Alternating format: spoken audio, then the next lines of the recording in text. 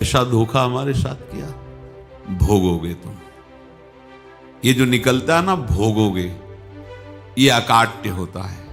क्योंकि किसी का भी हृदय, मान लो किसी भी जीव जंतु को आप कष्ट दें और उसका हृदय आह भर जाए, तो वो आह वज्र की लीक है, तुम्हें भोगना पड़ेगा। वो आह किसी की ना लेना जिंदगी। कोई ऐसा कोई आह भर करके कह दिया तुम समर्थ हो, हम तो कुछ कर नहीं सकते, और अंदर से दुखी, फिर तुम्हारी सामर्थ्य काम नहीं करेगी, मिट्टी में मिला देगी। ऐसा नहीं कि आप जो कर रहे हैं कोई देख नहीं रहा, कोई हिसाब किताब नहीं, जो कर रहे हैं अवश्य में भोक्तव्यम, बहुत सावधान।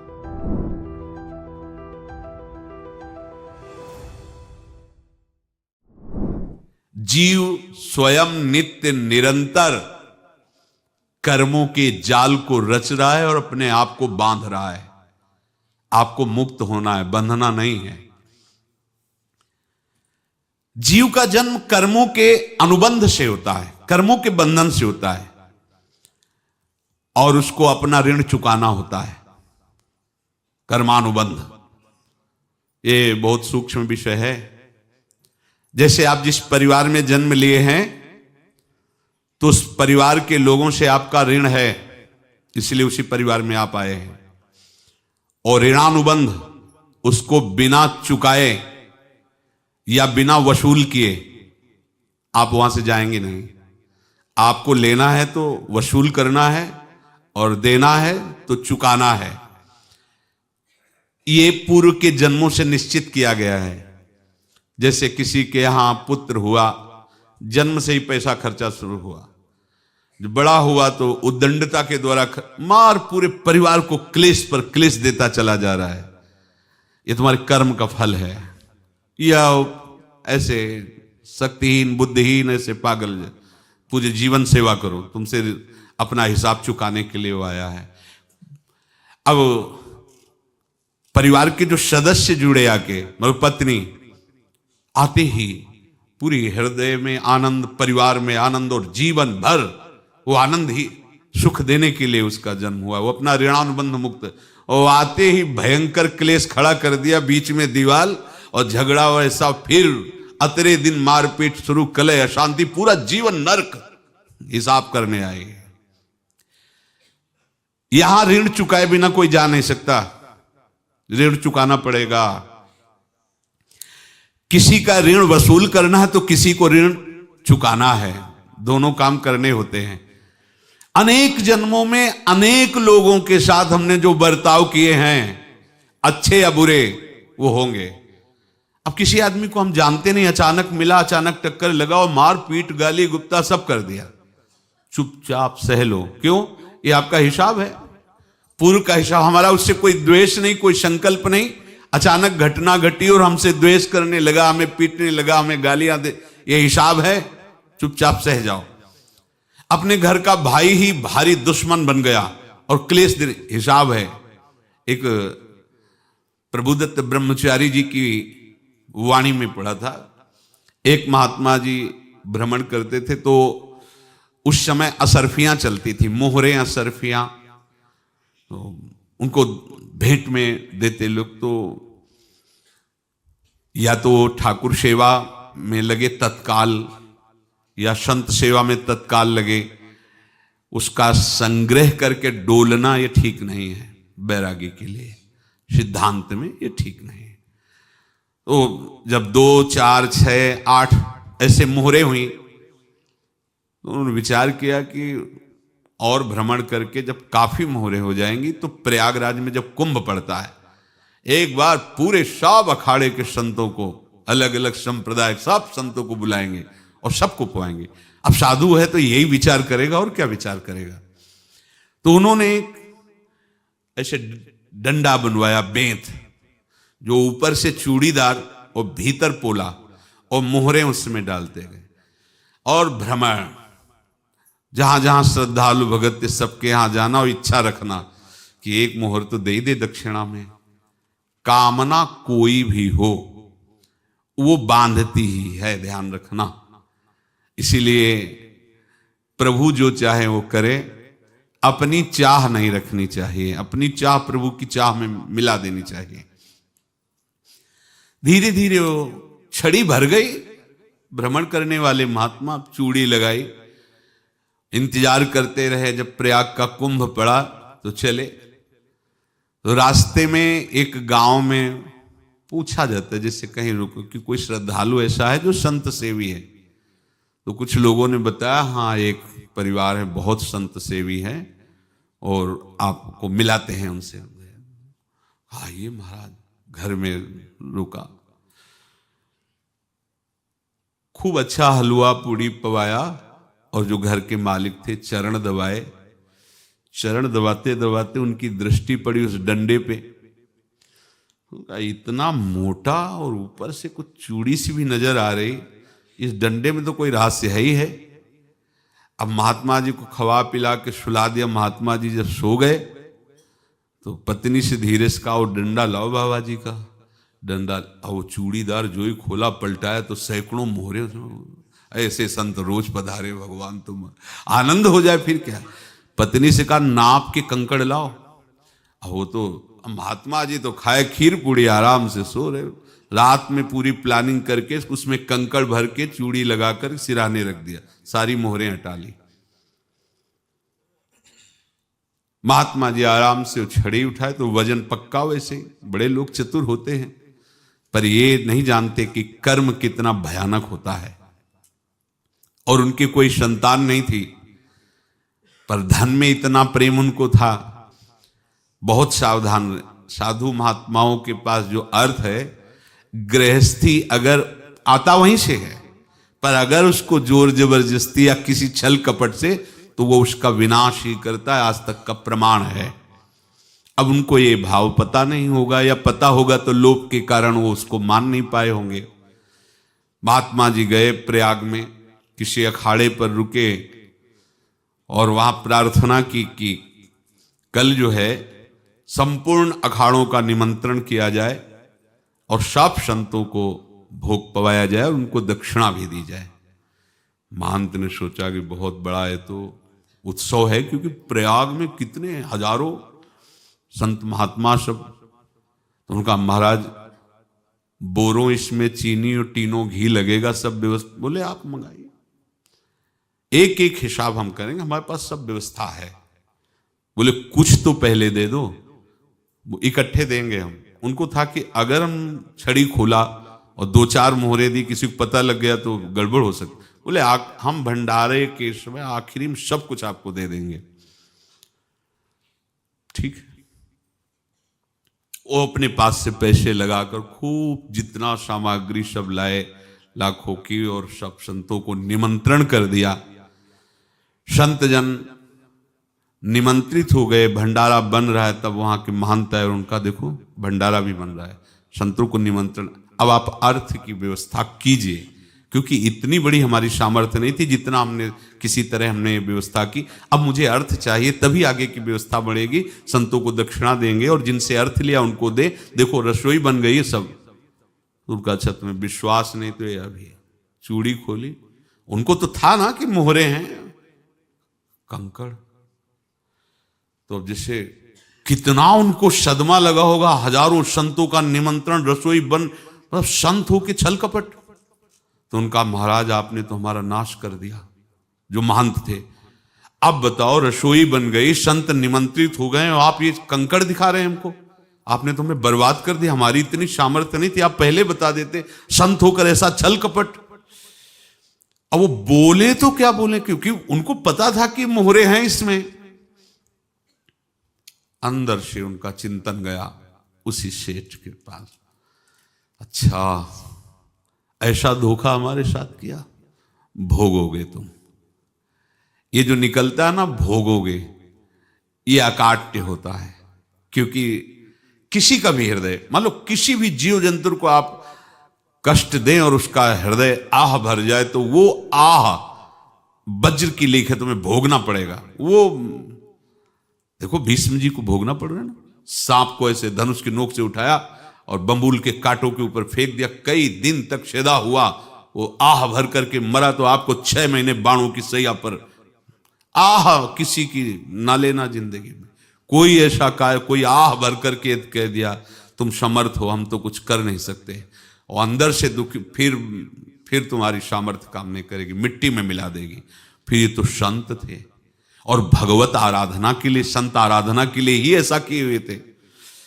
अब इनका कैसे मुंह दिखाएं, अब क्या करें। सुबह संत जन आएंगे, सबके बीच में हमारी कि देखो इन्होंने, अब क्या करें। गए और संगम में जाके छलांग लगाई, अपने प्राण त्याग दिए। अब उनके तो पास मोहरे थी और व्यापार बढ़ा, और 9-10 महीने बाद ही लड़का हुआ। अब तो उनको कि संत फलीभूत हो गया। देखो व्यापार चल रहा, लड़का नहीं होता था, लड़का भी हो गया, बड़ा आनंद छा रहा है। जब से वो प्रकट हुए और धन की वृद्धि शुरू हो गई, पढ़ाई लिखाई में उनके खर्चा हुआ सब, बस बीमारी शुरू हो गई उनके शरीर में। अब उसमें पैसा जाना शुरू हुआ। इतने आसक्त तो वो दोनों हो गए कि कुछ भी हो, व्यापार ठप, संपत्ति बेचना शुरू। तो उन्होंने कहा कि बेटा मैं क्या कर सकता हूं तुम्हारे लिए। बोले हमारी अंतिम इच्छा है प्रयाग चलो, और जितने प्रयाग में संत महात्मा सबको एक बार भंडारा करवाओ, हमारी इच्छा अंतिम है, क्योंकि अंतिम यही इच्छा थी। बोले अब ज्यादा संपत्ति तो नहीं रह गई, तो बोले घर बेच दो, मेरे लिए ही तो है, बेच दो। मुझे लगता मैं बचूंगा नहीं, पर मेरी अंतिम इच्छा पूर्ण कर दो। घर बेच दिया, जेवर बेच दी। वहां गए, जब संत सेवा की तो बोले मुझे संगम तक ले चलो। संगम तक ले गए और बोले समझे तुम चुराए थे और हमने उसको छीना है, कुछ नहीं रह गया तेरे पास कुछ, अब केवल ममता और आसक्ति में जलकर मर और नरक प्राप्त कर। मैं वही महात्मा हूं जिसकी तूने मोहरे ली थी, शरीर छोड़ दिया। महात्मा को जन्म लेना पड़ा और इनको दुर्गति भोगनी पड़ी। ऋणानुबंध, होश में। ऐसा नहीं कि आप जो कर रहे हैं कोई देख नहीं रहा, कोई हिसाब किताब नहीं, जो कर रहे हैं अवश्य में भोक्तव्यम। बहुत सावधान। अनेक जन्मों में अनेक लोगों से जो कुछ लिया दिया है, इस लेने देने को मिटा देने के बाद ही तुम मुक्त हो गए। इसीलिए एक उपाय है, लेना न देना मगन रहना। क्या? मालिक को समर्पित हो जाओ, मालिक को अपना माना हुआ समर्पित कर दो, खत्म। अहम त्वाम स्वरूपापेभ्यो मोक्षयिष्यामि, सब खत्म। आगे पीछे लेना देना सब खत्म। एकादश स्कंद में भगवान श्री कृष्णचंद्र जी ने कहा जो मेरे चरणों का आश्रय लेकर भक्त मेरा भक्ति करता है, उसके पितृ ऋण, मातृ ऋण, देव ऋण, ऋषि ऋण, सब ऋणों से मैं मुक्त कर देता हूं। बस यही एक उपाय है जो इसके बंद करने का उपाय भक्तों के लिए है, वो यही है। भगवान की शरण में होकर अपना माना हुआ पूरा भगवान के अर्पित कर दो। अर्पित करने का तात्पर्य उसमें अहम हटा दो। तो दियम वस्तु गोविंदम तुभ्यमेव समर्पये। जिनसे तुमने सेवा करवाई है उनकी सेवा करनी पड़ेगी। जिनसे तुमने जो कुछ लिया है उनको देना पड़ेगा। ये लेने देने का व्यापार जब तक समाप्त नहीं होगा तब तक तुम्हारा जन्म मरण चलता रहेगा। अब आपको यहां समझना है, यदि आपसे किसी ने पैसे लिए बेईमानी करके नहीं दे रहा है तो आप उसको गाली मत दीजिए। आपने बेईमानी की थी इसलिए आपकी बेईमानी हुई है, ले गया, कोई बात नहीं है, बंधन से मुक्त हुए। जो बोझा था चला गया। उसको ऐसा ना देखे कि ये बेईमान हमारे रुपए मार लिए, अब जो कुछ होगा देखेंगे। अगर आप आगे नया कुछ करते हैं तो फिर आगे का हिसाब आपको भोगना पड़ेगा, ध्यान रखना। ऐसा नहीं है कि आपको भोगना नहीं पड़ेगा। एक ही उपाय है कि अब जो शरीर धारण किए इसी में जो भोग ले, आगे ना होना चाहिए। तो क्या करे? सर्वतो भावेन भगवान की शरण ले ले। ये तो सर्वाणि कर्माणि मयि सन्न्यस्य मत्पराः अनन्येनैव योगेन माम ध्यायन्तु उपासते तेषामहं समुद्धर्ता मृत्यु संसार से। ये बड़ा कठिन है पार होना, कोई छोटी मोटी बात है। एक महात्मा बाल्यावस्था से भजन करते थे, शालिग्राम भगवान पास रखते थे और उन्हीं की आराधना करके बस पाठ नाम जप और भ्रमण करते थे। यौवन अवस्था थी, गंगा जी के किनारे अपने ठाकुर को विराजमान करके स्नान करने के लिए कपड़ा ही उतार रहे थे कि 90 लोग आ गए, भाला तलवार सब ले, मारो मारो इसको मारो, घेर लिया। तो उन्होंने हाथ जोड़कर कहा हमने क्या अपराध किया, कोई सुन ही नहीं रहा। तो उन्होंने कहा मार तो डालोगे ही आप, 90 लोग, हम कोई अस्त्र शस्त्र तो लिए नहीं, एक बार हमें गंगा में डुबकी लगा देने दो और अपने ठाकुर को स्नान करा देने दो, फिर इसके बाद आप मार देना। भगवत इच्छा से वो लोग रुक गए, स्नान किया और अंदर से प्रार्थना की, प्रभु ये क्या लीला है आपकी, आपके सिवा मेरा कोई है नहीं और ये मुझे मारना चाहते हैं। तो भगवान ने जानते हो क्या कहा उनके अंतर में, तुम मेरे में ध्यानस्थ हो करके शरीर को छोड़ो, ये लोग मारेंगे, ये मेरे भजन का फल है कि तुम्हें 90 जन्म नहीं लेना पड़ेगा, एक ही जन्म में 90 मिलके, तुमने 90 हिंसा की थी पूर्व में, तो तुम्हें 90 बार जन्म लेना होता और एक एक करके मारते। ये मेरे भजन का प्रताप है कि एक बार में ही 90 का हिसाब हो जाएगा। तुम आंख मूंदो, मेरे ध्यान में मगन रहो, मेरे प्रताप से तुम्हें कोई चोट नहीं होगी और स्वाभाविक मूर्छा अवस्था में प्राण तुम्हारे छूट जाए। ऐसा ही हुआ, ऐसा हुआ। तो ये बात समझ लो कि ये जो कर्मानुबंध है, ऋणानुबंध है। आप देखो, अगर शाप महात्माओं ने दिया कि तुम्हारे वंश का इससे विनाश होगा, तो भगवान भी परम धाम जा रहे तो उसी कील से, बाण की नोक में जो मछली लील गई थी छोटा कण, उसी से की नोक बनाई और उसी नोक को प्रहार किया, भगवान के श्री चरण में वही बाण की नोक लगी और भगवान ने स्वीकार किया ना। भगवान का बड़ा लीला विचित्र है। अगर छुप करके उधर रामावतार में बात, तो इधर ऐसे स्वीकार किया है भगवान ने। ऐसा कहीं नहीं दिखाया कि मैं भगवान हूं तो मैं अपने लिए, ऐसा नहीं दिखाया।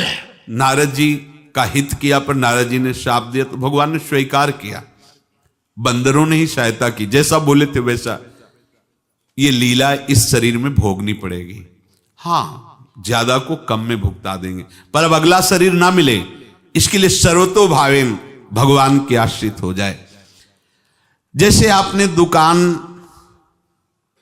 फैला रखी है तो उसमें दो काम होते हैं, लेना और देना।